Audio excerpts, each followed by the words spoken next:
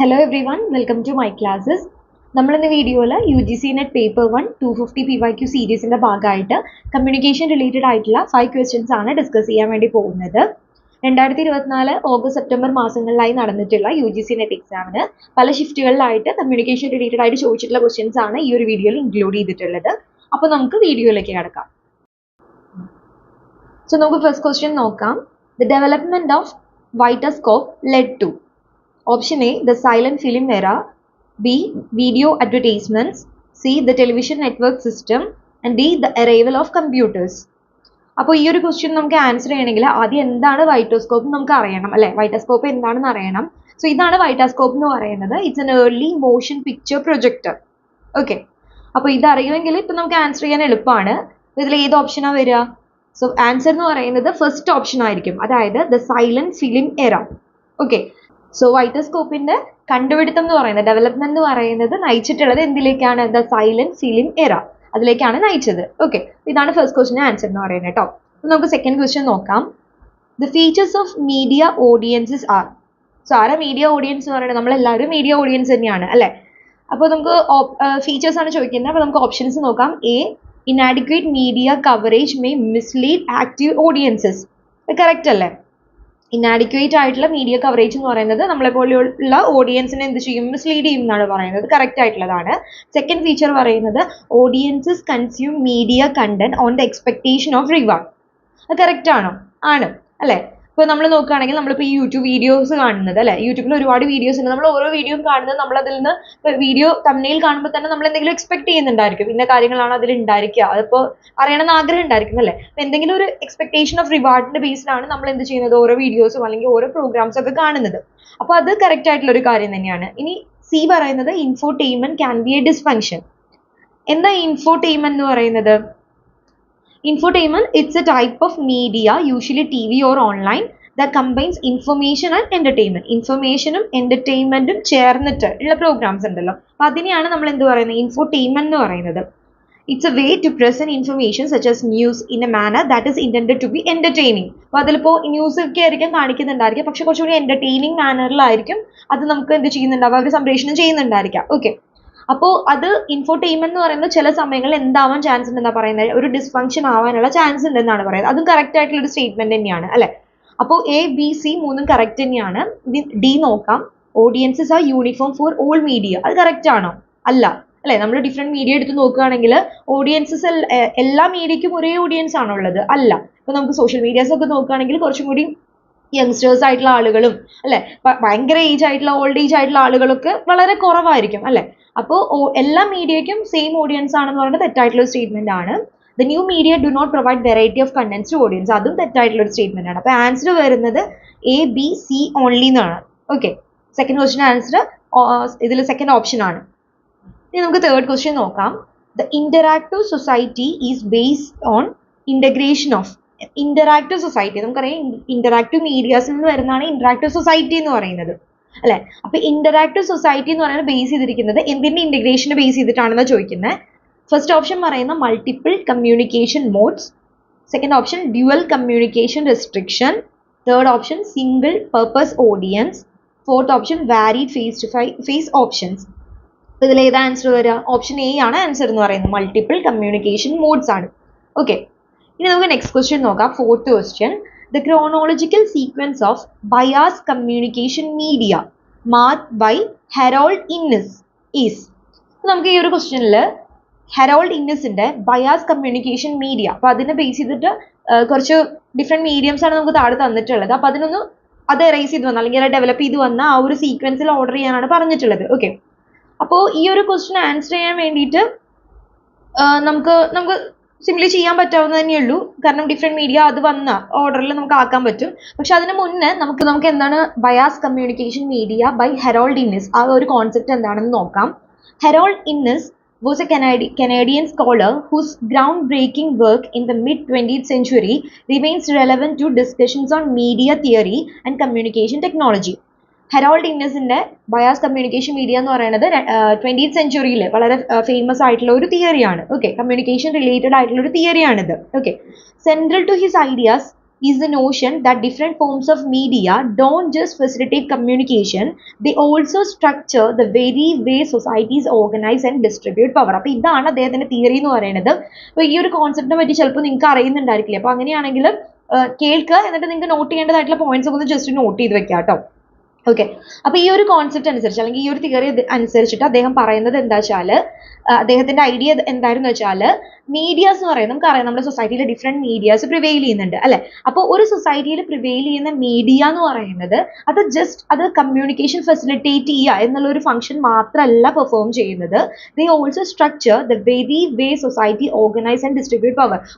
ഒരു സൊസൈറ്റിയുടെ ഉള്ളിൽ എങ്ങനെയാണ് പവർ എന്നുള്ളത് ഓർഗനൈസ് ചെയ്യപ്പെടുന്നത്, എന്താ പറയാ, ഡിസ്പേഴ്സ് ചെയ്യപ്പെടുന്നത്, അതുപോലെ തന്നെ ഡിസ്ട്രിബ്യൂട്ട് ചെയ്യുന്നത്. പവർ എങ്ങനെയാണ് ഒരു സൊസൈറ്റിയിൽ ഓർഗനൈസ് ആൻഡ് ഡിസ്ട്രിബ്യൂട്ട് ചെയ്യുന്നത് എന്നുള്ളത് ബേസ് ചെയ്തിരിക്കുന്നത് എന്തിനാണെന്ന് അദ്ദേഹം പറയുന്നത്, കമ്മ്യൂണിക്കേഷനെ ബേസ് ചെയ്തിട്ടാണ് ഇരിക്കുന്നത്, അല്ലെങ്കിൽ കമ്മ്യൂണിക്കേഷൻ മീഡിയാസിനെ ബേസ് ചെയ്തിട്ടാണ് ഇരിക്കുന്നത് എന്നാണ് അദ്ദേഹം ഈ ഒരു തിയറിയിലൂടെ പറയുന്നത്. Okay, in his belief that communication technologies have a deep, often unnoticed influence on the way cultures evolve, how elites maintain control and how knowledge is disseminated. അപ്പോൾ നമ്മൾ പറയുന്ന അത്രയ്ക്കും കമ്മ്യൂണിക്കേഷൻ മീഡിയാസ് എന്ന് പറയുന്നത് അത്രയ്ക്കും സിമ്പിൾ ആയിട്ടുള്ള ഒരു കാര്യമല്ല എന്നാണ് പറയുന്നത് അദ്ദേഹം പറയുന്നത്. കമ്മ്യൂണിക്കേഷൻ ടെക്നോളജീസ് എന്ന് പറയുന്നത് വളരെ ഡീപ്പായിട്ട് നമ്മുടെ സൊസൈറ്റിയിൽ വളരെ ഡീപ്പായിട്ടുള്ള, അതുപോലെ പക്ഷെ നമ്മൾ അത്ര അൺനോട്ടീസ്ഡ് ആണ്, അത് നമ്മൾ അത്രയും ശ്രദ്ധിക്കുന്നില്ല അതിനെ പറ്റിയിട്ട്, അതിന് ഇൻഫ്ലുവൻസിനെ പറ്റിയിട്ട്. ഓക്കെ, അത് നമ്മുടെ കൾച്ചറിലും അതുപോലെ തന്നെ നമ്മുടെ സൊസൈറ്റിയിലും വളരെ ഇൻഫ്ലുവൻസ് ചെയ്യാനുള്ള കേപ്പബിലിറ്റിയിൽ ഒന്നാണ് കമ്മ്യൂണിക്കേഷൻ മീഡിയാസ് എന്നാണ് അദ്ദേഹം പറയുന്നത്. Okay, in his concept of media, bias is rooted in his belief that the dominant medium of communication in any given era place a pivotal role in determining the direction of societal development. അപ്പോൾ സൊസൈറ്റിയൽ ഡെവലപ്മെന്റിലും എന്തിന് പങ്കുണ്ടെന്നാ പറയുന്നത്, different communication മീഡിയാസിന് പങ്കുണ്ടെന്നാണ് പറയുന്നത്. Okay, his key idea was that the form and reach of communication technologies shape power structures, often to the benefit of those in position of authority. അപ്പോൾ അദ്ദേഹം പറയുന്നത് ഈ ഒരു തിയറി അനുസരിച്ചിട്ട് ഡിഫറെന്റ് കമ്മ്യൂണിക്കേഷൻ ടെക്നോളജീസ് ഉണ്ടല്ലോ, അപ്പോൾ അതിന് ഒരു സൊസൈറ്റിയിലെ പവർ ഡിറ്റർമിൻ ചെയ്യാനുള്ള, അതുപോലെ അതായത് ആരുടെ അടുത്താണ് ആ ഒരു കമ്മ്യൂണിക്കേഷൻ ടെക്നോളജിയുടെ കൂടുതൽ അത് കൂടുതൽ നിലനിൽക്കുന്നത്, അല്ലെങ്കിൽ ആരുടെ അടുത്താണോ അതിന്റെ പവർ ഉള്ളത്, അവർക്ക് സൊസൈറ്റിയിലും പവർ കൂടുതലായിരിക്കും എന്നാണ് പറയുന്നത്. ഓക്കെ, അവർക്ക് അതിന്റെ ബെനിഫിറ്റും കൂടുതലായിരിക്കും, അതോറിറ്റിയും കൂടുതലായിരിക്കും എന്നൊക്കെയാണ് പറയുന്നത്. ഇവിടെ ബയാസ് എന്നുള്ളൊരു വേർഡ് അദ്ദേഹം യൂസ് ചെയ്യുന്നുണ്ട് അല്ലെ. അപ്പൊ എന്താ ബയാസ് എന്നുള്ളത് നമുക്ക് നോക്കാം. The bias in media refers to the way specific technologies privilege certain forms of knowledge, social interaction and political control. ഇവിടെ ബയാസ് എന്നുള്ളത് കൊണ്ട് അദ്ദേഹം ഉദ്ദേശിക്കുന്നത് എന്താ വെച്ചാല്, ഇപ്പോൾ നമ്മൾ പറഞ്ഞു ഡിഫറെന്റ് കമ്മ്യൂണിക്കേഷൻ മീഡിയാസ് വരുന്ന സമയത്ത് ആ ഒരു കമ്മ്യൂണിക്കേഷന്റെ പവർ ആരുടെ അടുത്താണോ ഉള്ളത്, അല്ലെങ്കിൽ ആ ഒരു മീഡിയ ആരുടെ അടുത്തൊക്കെയാണോ ഉള്ളത്, അവർക്ക് എന്ത് കിട്ടുന്നുണ്ട്, അവർക്കൊരു സർട്ടൻ പ്രിവിലേജ് സൊസൈറ്റിയിൽ കൂടുതലായിട്ട് കിട്ടുന്നുണ്ടെന്നാണ് പറയുന്നത്. അപ്പൊ അതിനൊരു എക്സാമ്പിൾ അദ്ദേഹം പറയുന്നുണ്ട്.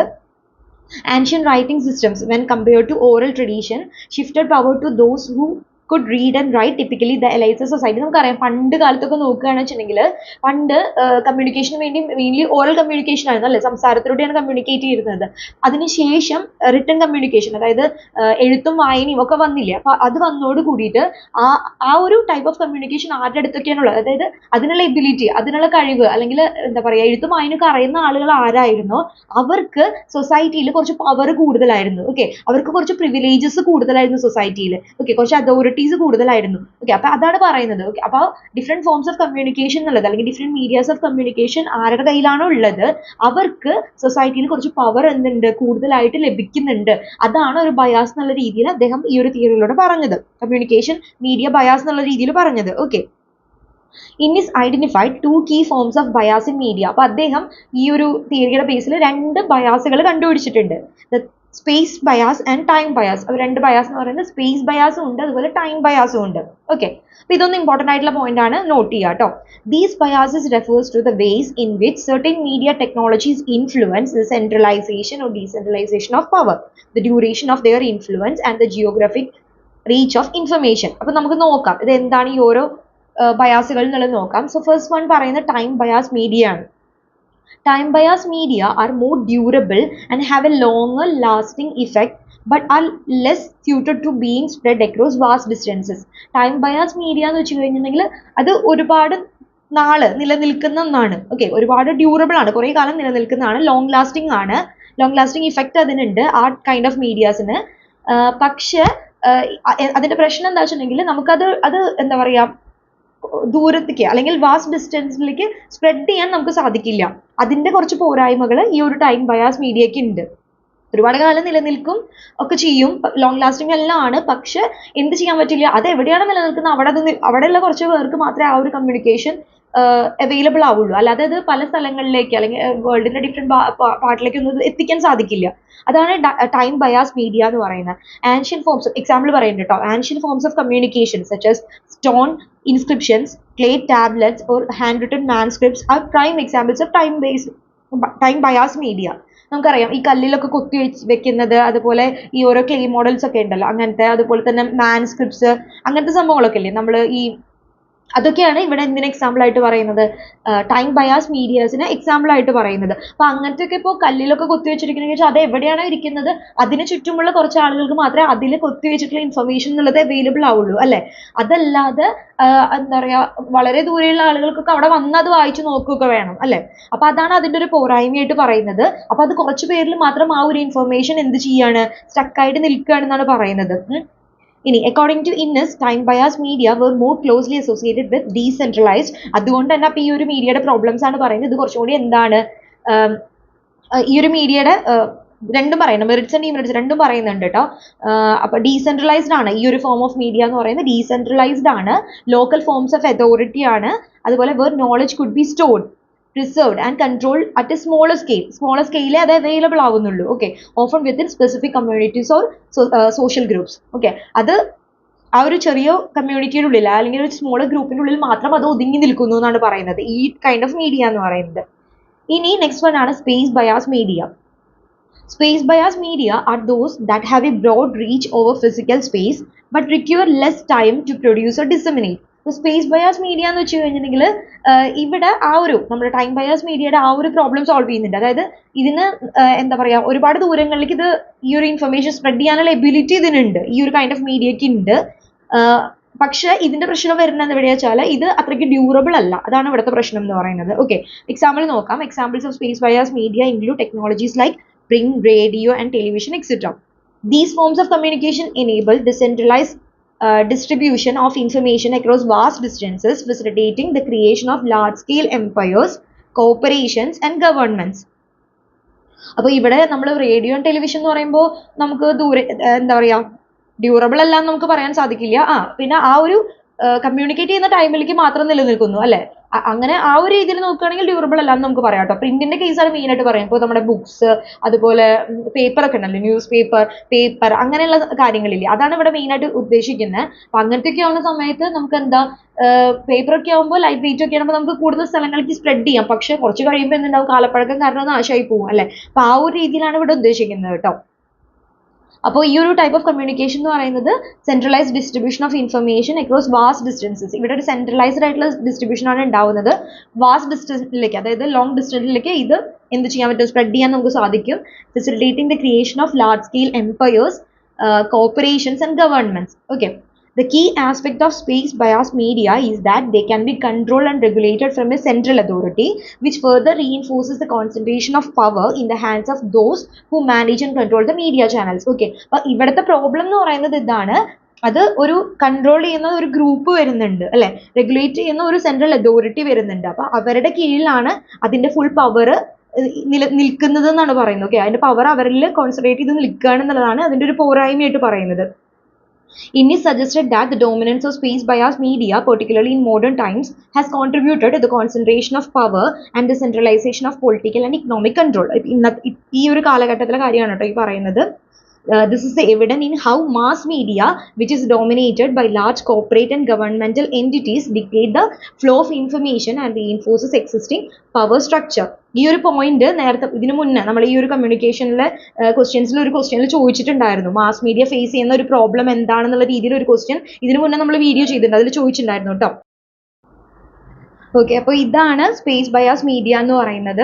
അപ്പോൾ നമ്മളിപ്പോൾ ഹെറോൾഡ് ഇന്നിൻസിന്റെ ബയാസ് കമ്മ്യൂണിക്കേഷൻ മീഡിയ എന്നുള്ള ഒരു കോൺസെപ്റ്റിനെ പറ്റിയിട്ടാണ് പറഞ്ഞത്. അപ്പോൾ അദ്ദേഹത്തിന്റെ 2 ക്ലാസിഫിക്കേഷൻ പറഞ്ഞു, time bias media and space bias media എന്നുള്ള കാര്യം കൂടി പറഞ്ഞു കേട്ടോ. ഇനി നമുക്ക് ക്വസ്റ്റ്യനിലേക്ക് വരാം. The chronological sequence of bias communication media mark by Harold Innis's. അപ്പോൾ ഇത് ഒരു ഓർഡറിലാക്കാനേ നമ്മളോട് പറഞ്ഞുള്ളൂ. അപ്പോൾ ഈ ഒരു ക്വസ്റ്റ്യൻ ആൻസർ ചെയ്യാൻ നമുക്ക് ഈ ഒരു കോൺസെപ്റ്റിന്റെ ആവശ്യമില്ല, പക്ഷെ അത് അറിഞ്ഞിരിക്കേണ്ടതായിട്ടുണ്ട്. കാരണം വേറൊരു ക്വസ്റ്റ്യൻ വന്നാൽ നമുക്ക് ആൻസർ ചെയ്യാമല്ലോ, അതുകൊണ്ട് പറഞ്ഞു എന്നേ ഉള്ളൂ. ഇനി നമുക്ക് ക്വസ്റ്റ്യൻ, അപ്പോൾ ഇത് എങ്ങനെയാ ഓർഡർ വരിക? Radio, television, paper, news paper, ഇതിന്റെ ഓർഡർ, ഇത് ഡെവലപ്പ് ചെയ്ത് വന്ന ഓർഡർ എന്ന് പറയുന്നത് ആദ്യം ഏതായിരിക്കും വന്നിട്ടുണ്ടാവുക? ഓപ്ഷൻ സി, പേപ്പേഴ്സ് ആയിരിക്കും അല്ലെ. അതിനുശേഷം പേപ്പർ, പിന്നെ ന്യൂസ് പേപ്പർ, പിന്നെ ഏതാണ്, പിന്നെ റേഡിയോ, പിന്നെ ടെലിവിഷൻ. അപ്പോൾ ഓപ്ഷൻ വരുന്ന C, D, E, A and B അല്ലെ, ആ ഒരു ഓർഡറിലാണ് വരിക. സെക്കൻഡ് ഓപ്ഷൻ ആണ് ആൻസർ ആയിട്ട് വരുന്നത്. ഇനി നമുക്ക് ഫിഫ്ത്ത് ക്വസ്റ്റ്യൻ നോക്കാം. Match the list 1 with list 2. അപ്പോൾ നമുക്ക് ഇവിടെ ലിസ്റ്റ് 1 മീഡിയം ആണ് തന്നിട്ടുള്ളത്, ലിസ്റ്റ് 2 ക്യാരക്ടറിസ്റ്റിക്സ് ആണ് തന്നിട്ടുള്ളത്. അപ്പോൾ എ എന്ന് പറയുന്നത് video on demand, B data casting on internet, C cinema and D television.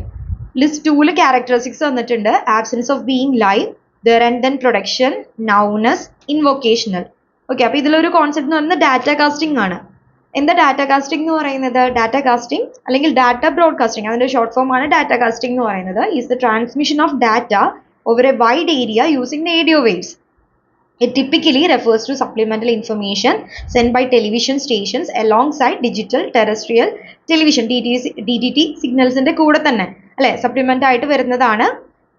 അപ്പോൾ data casting often provides A variety of information such as news, whether forecasting, traffic reporting, stock market updates and other data that may or may not relate to broadcast program.